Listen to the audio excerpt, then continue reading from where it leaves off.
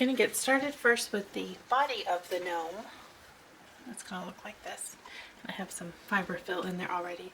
And I have a pin here as a thin, quick stitch marker.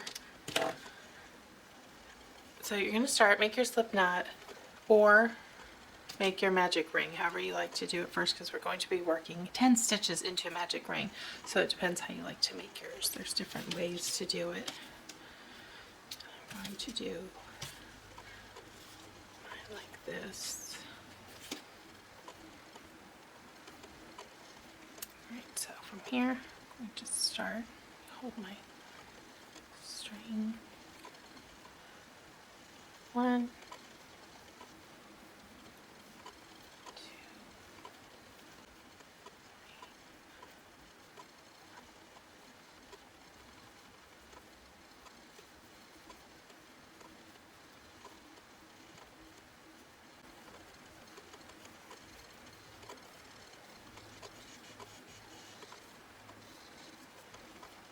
Right, and before I pull this super tight, what I do is count, make sure I have my 10 that I can easily see. 1, 2, 3, 4, 5, 6,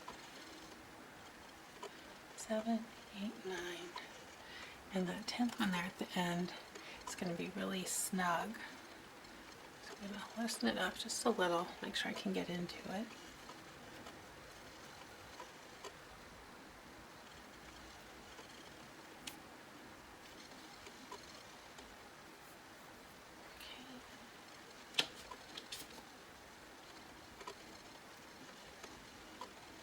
I'm going to come around. Pull my ring closed.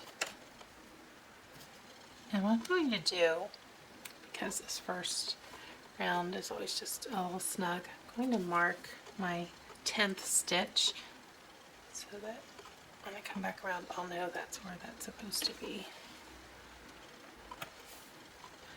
Alright, so the first round is to do 2, as you see in the pattern, 2 single crochet in every stitch. So we'll be going from 10 stitches to 20 stitches.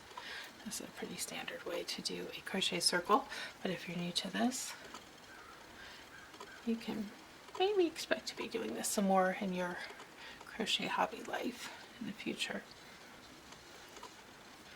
Right, so I'm going to meet you when I get around to my 19th and 20th here at this end.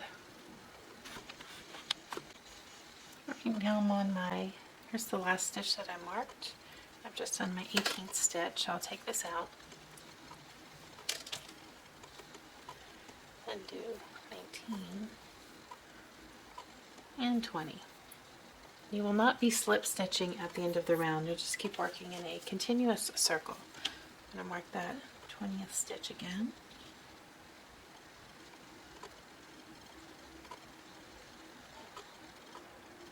Now for the next, let's see, how many rounds? So you're going to do 5 rounds total of these increases where you're adding 10 stitches every row. So the first round I just did, I doubled what I had. So it was 2 in every stitch. Now for round 3, I'll be working a single crochet in the first stitch.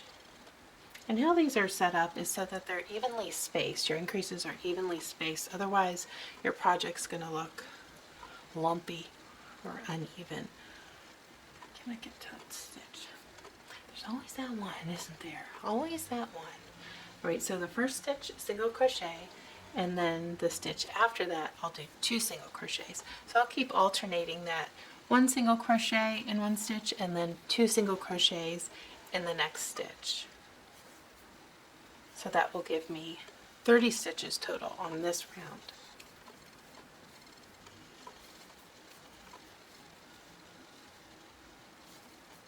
Alright, so if you look at the pattern and just follow the round after this, you'll be doing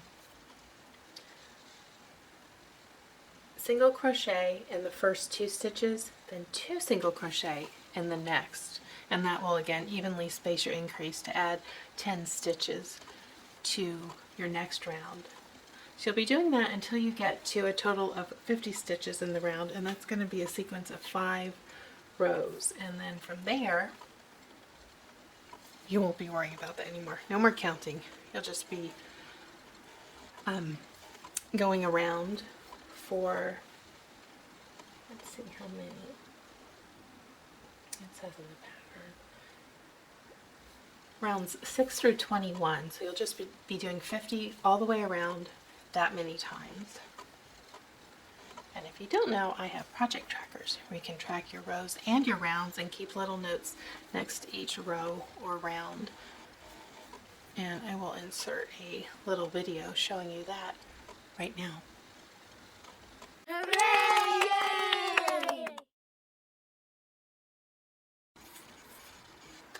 I'm excited to show you the project trackers I have designed, and I wish I did this years ago because they have been really wonderful to have. So first of all, nice size, fits right into a project bag, and this is the large print. In the front of the large print, I want to show you, there is a true to life 4-inch ruler, so you can check your gauge easily. You don't have to fumble around, look for a ruler. I've used this quite a bit in just the past 4 projects I've used in this book. And there's also small print, and each of these books has sections for small projects, mid-sized, and large projects like blankets. So the small projects, there's 60 stitches, like a dishcloth, something like that. And there's room for notes, and I have space after each stitch that you check off. If you have to put a note, maybe you changed a color, you changed a stitch, you changed your hook, all of that can be in there. Mid-size projects, 180 stitches, and there's room for notes. And then the blanket size, 330 stitches. And then let's compare the large size print, which I need because I have terrible eyes since I was a teenager, compared to the small size. So handy. And of course a link will be available to get these if you want one for yourself. Now once you've reached your rounds 6 through 21 being done, I'm going to show you how to work the decrease. So this is going to bring up the top just a little bit. Close it in. It doesn't need to close all the way, but just a bit. And you'll see in the pattern to decrease only 2 stitches for this round. And I don't see where to place them, so I would do the first and second stitch, and you do that. See how I pulled up a loop? So instead of drawing my yarn through, I'm going to pull up a loop into the stitch right next to it and then pull through. And that has created 1 stitch up here by bringing these 2 stitches together. So that's how you do a decrease. Now I'm going to go about halfway around. Let me put my stitch marker in because I won't know where I am, especially with single crochet, because there isn't necessarily a big ladder between rounds to know when you're at the end. So I'm going to go about halfway around from where the stitch marker is here and do my next decrease over here so that it's evenly spaced. Like I mentioned earlier, we want to keep our spacing even. That's not always the case. Sometimes you'll be working decrease for shaping, like with a garment, and you'll be doing decreases in very particular places for shaping purposes.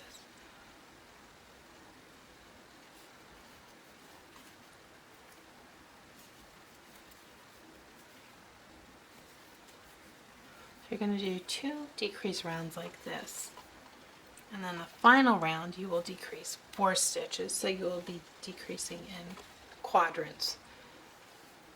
So near the 12 o'clock, the 3 o'clock, the 6 o'clock, and the 9 o'clock part of your round. And then you're done.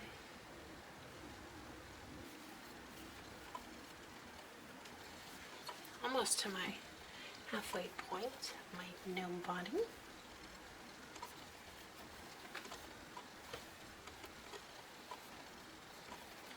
Do 4 more.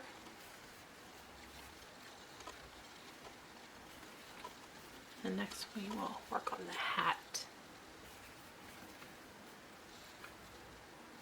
Alright, halfway point, so I'm going to do my second decrease. Whoops. There we go. Alright, let's do that again, Stephanie. Drop a loop, go into the next one, drop another loop, and yarn over, pull through. So that's all the decreases for this round. This is round 22.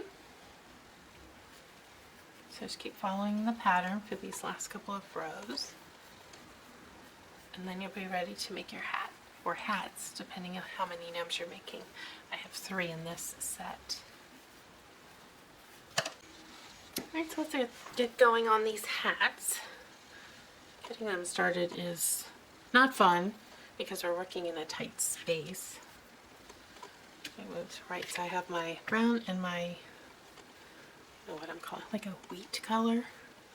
So I need some green. This is the dark leaf. I love this color. I've got a couple of things I've made in this color. It can be a little hard to find, but it was worth looking for me. Okay, so how we do I have long tails for sewing them to the body. Again, magic ring. You're probably an expert at it by now. Wait, that's a knot. Let me do your ring is a knot. Okay. Do your ring how you like to do your ring. Do it like this. Yarn in and work over the where there's 2 strands. Right, so here it'll be a lot tighter than the body. I'm going to do 3. This is a very standard crochet cone if you've made one of these before. If you haven't, well, you're in luck because we're going to do it together. 2. Although you're not going to think it's so lucky this first few rounds. We'll get through it. Alright, again, let me pull this up a little bit. Find my first chain. 1, 2, 3. First one I made is very tight in there. Put my pin in the last, or your stitch marker, in the 3rd chain I made before I come around and turn.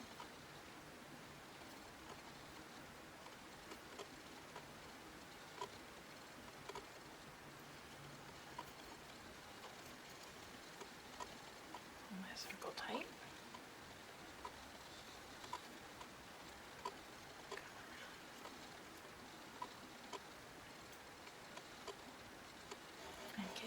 Oops. I told you this is not fun. I'll get it in. I've done this many times. There we go. Get that tail out of the way.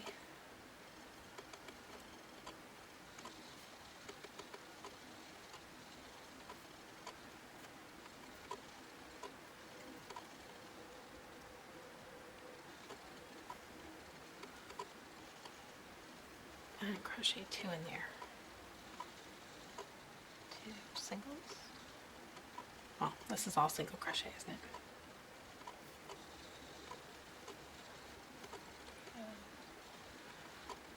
Look over, find my end stitch. Make sure I'm coming up to it.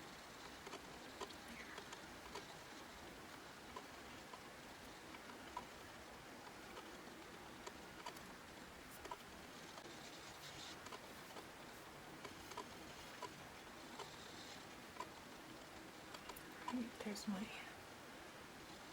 stitch marker.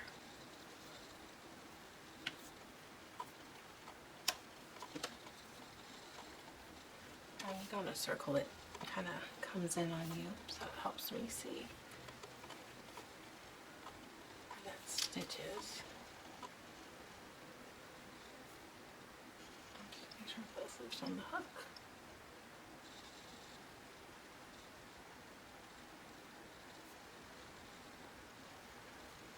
Oops, part of yarn split. No, that's about loops. Okay. That's so first one in this stitch, and then stitch number 6. I did 2 single crochet in each.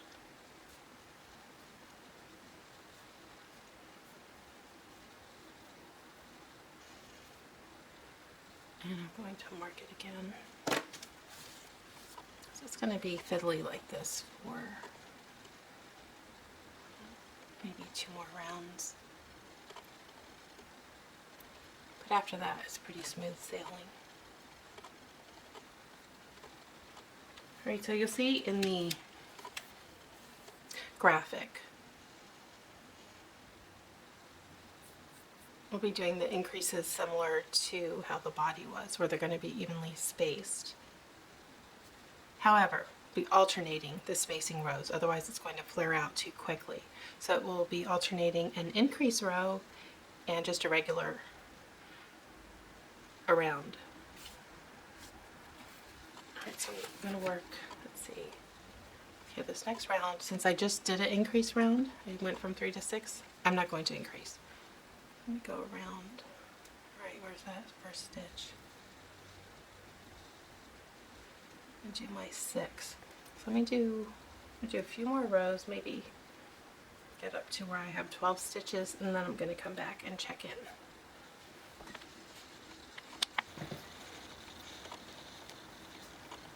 I'm on round 6. I've done my increase for 9 stitches and then the round of 9 stitches. And I'm starting to be able to stick my finger in there to kind of see a little bit better. So the next row will be another increase where I go from 9 to 12 stitches. So I need to evenly space 3 stitches in. So I'll do it at my first stitch. It's 2. So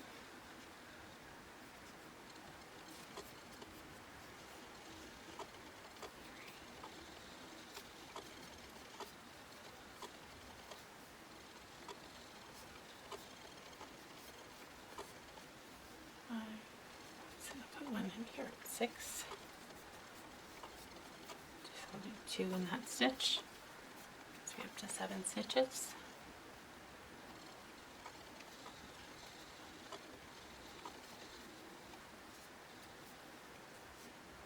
8.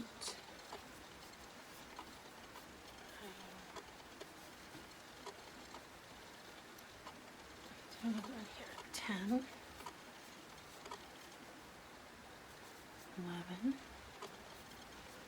my stitch marker is 12.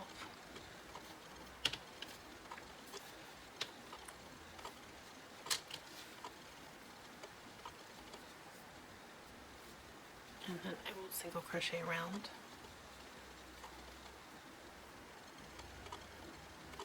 With no increase on this row.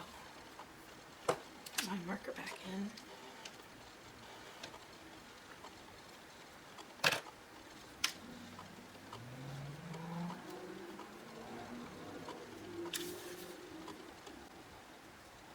So I already did 1 stitch, so I'll count back 1. Mark that. Alright, so continue alternating the way the pattern shows. This will take a little time. I think it took me, oh gosh, it's 29 rounds, probably 3 hours with a couple of, maybe a pit stop and make a cup of tea in there. And then I'll show you how to do the last couple of rows because we're going to increase to get a little bit of kind of like a curl up flare.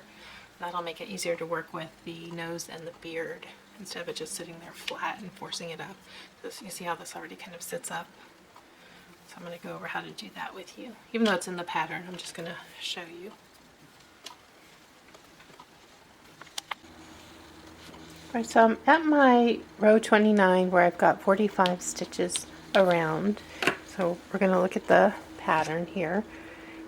And these end rounds are where this flared base is going to be developed. So you'll see for round, I'll put this up on the screen. So for round 30 and 31, each round you're going to space out two stitches to increase. So I'll do the first one right here at the beginning of the round. And let me mark it so I know where I am. Go back. I just did it.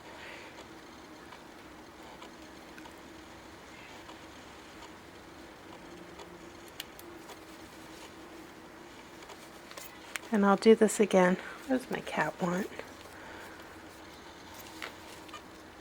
Can you hear him meowing? Alright, so for the next 2 rounds, did I just say this? I'm going to do these 2 increases, and then the final round, which will be the one after these, where I do 2 increased stitches on each round, I'm going to increase 4, and that's what I mentioned before. Think of it as a clock.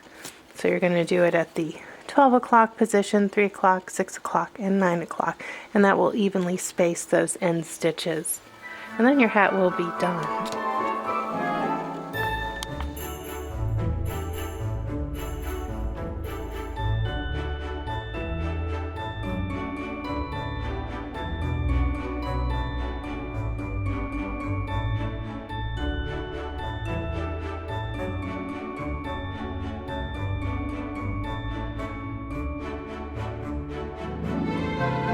It's time for me to start giving these hats a little bit of personality. I've got the gold embroidery floss that I'm putting on different parts of each gnome so that they still go together and look like a family, but each one is unique. And I found these Christmas balls. What I liked is, I think this is supposed to be silver, but it looks a lot like this bark color. So I snapped these up, and I'm planning on one of the hats, one of these 2, will have a lot of the floss up here. The wheat color hat is going to have the balls peppered all over, and then I think the bark color will have them around here. So I'm going to get started on that and see how it looks. And there are several shades of gold in the floss. They don't all look the same against this. I consider these somewhat cool colors. The wheat color is not cool, but it's also not hugely warm. So I went with the cooler tone of gold. Let me show you a different one. See how very yellow this one is? I didn't like the way that looked against. I think silver would be pretty too, but I wanted to go with gold. Alright, let me get going on making these little creatures looking all decked out for the woodland scene.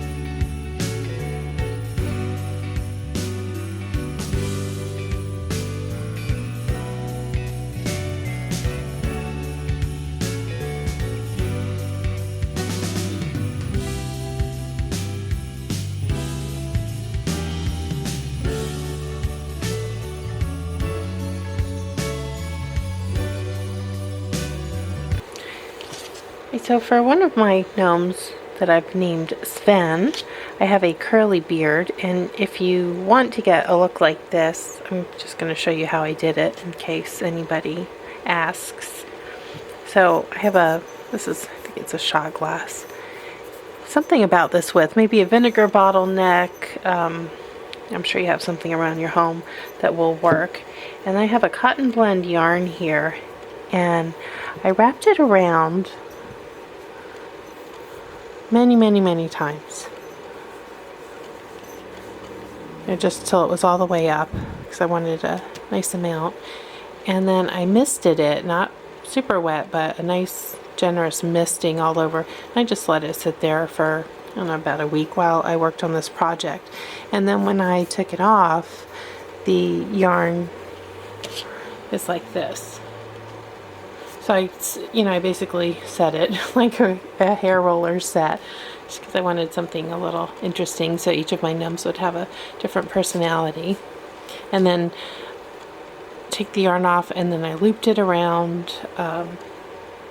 Actually, one of my project tracker books. I'm still going to have to trim it, but my tracker books are 6 inches across, 9 inches this way. So I wrapped it this way and took one of those strands after I trimmed the bottom, and then tied it here, and then I'll secure it onto my gnome with the little wood bead nose peeking out. I've started working on the beard. I'm doing one of them in gray. This is Karen Simply Soft in feathered gray. But any gray yarn, if you want to do that, or if you want to do them all in white, of course, you do what you prefer. And I've chained 13 single crochet, and I've left long tails, and this is so that I can attach it to the body once I've finished. I'm going to brush this out with a pet brush to get it really fluffy looking. What I'm doing is looping yarn through the bottom loop here. Just get that piece pulled through, and there's about 5 inches on either side, so a 10-inch total strand. And then when it's folded over, that's a 5-inch length, and that's just to give me plenty of work, like, hair to beard to work with when I'm ready to trim it up after I've fluffed it. Okay, so I've got my beard done, and I put a piece of tape on those two ends because they were looking so much like the actual beard hair that it was getting frustrating, so that's what I did here. Now I'm going to use a mat. I have a set for the kitchen, and then one of those I took out that I used for my crafting. And I'm going to take a pet brush here, slicker brush, and just start roughing this up. Hold these taut. You can make them fuzzy or just to look kind of curly.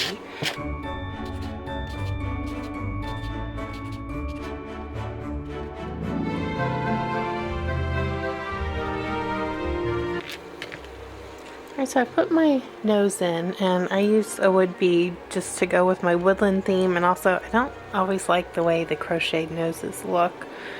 And I just took a skin color string or yarn and looped it through, and then knotted it on the inside. And then here I've attached the beard row. I've pulled those through up at the very top row, and then I'm going to put the stuffing in, and the trimming the beard will be probably last. Okay, get my head attached, because once you cut hair, you can't, there's no going back.